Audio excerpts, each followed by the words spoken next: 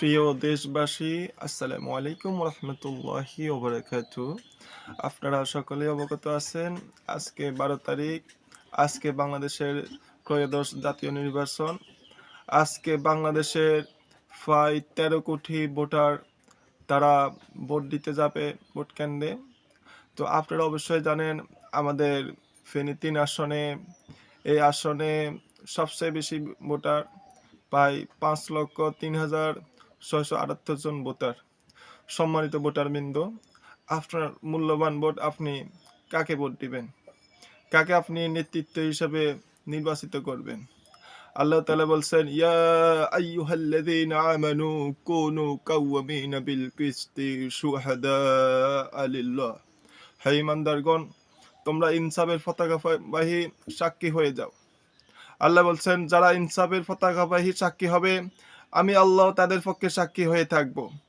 আপনার মূল্যবান ভোট আপনি যাকে খুশি তাকে দিবেন, তবে যে ব্যক্তি ভোট দিবে তিনি ছাড়া কেউ জানবে না তিনি কাকে ভোট দিচ্ছেন, কিন্তু সেখানে একজন সাক্ষী থাকবেন, তিনি হচ্ছে আল্লাহ রাব্বুল আলামিন। আল্লাহ রাব্বুল আলামিন বলেন, মানুষ এমন কোনো কিছু করে না যা আমি দেখি না। আল্লাহ তাআলা ওয়াসিররু কাউলাকুম আও ইজহারু বিহি ইন্নাহু আলিমুম বিজাতিস সুদূর। মানুষের সামনে এবং পিছনে যা কিছু করে আমি আল্লাহ সবকিছু দেখতেছি।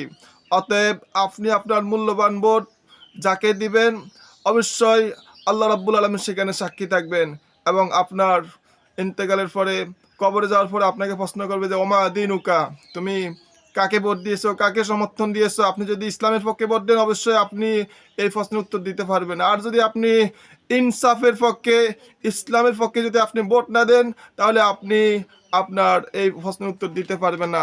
এই জন্য ভোট দেওয়া হচ্ছে আমানত রক্ষা করা। আল্লাহ তাআলা এই কোরআনুল কারিমে বলছেন যে ইন্নাল্লাহা ইয়া'মুরুকুম আন তুআদ্দুল আমানাতি ইলা আহলিহা। নিশ্চয় আল্লাহ তোমাদেরকে এই বিষয়ে আদেশ করেছেন যে হকদারদের তাদের হক পৌঁছিয়ে দাও। অবশ্যই অবশ্যই আপনি আপনার আমানত রক্ষা করবেন, এবং এমন ব্যক্তিকে ভোট দিবেন যে আপনার আমানত রক্ষা করবে।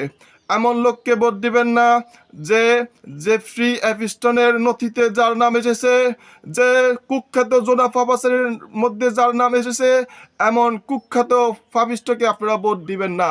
আপনারা ভোট দিবেন ইনসাফের পক্ষে, ইসলামের পক্ষে। এমন লোককে ভোট দিবেন যার কথা আল্লাহ তাআলা কোরআনে বলছেন যে হে ঈমানদারগণ, যাদেরকে তোমরা নেতা নির্বাচিত করবে, কাদেরকে তোমরা নেতা নির্বাচিত করবে? আল্লাহ বলছেন যে ইয়া আইয়ুহাল্লাযীনা আমানু, হে ঈমানদারগণ, আতিউল্লাহ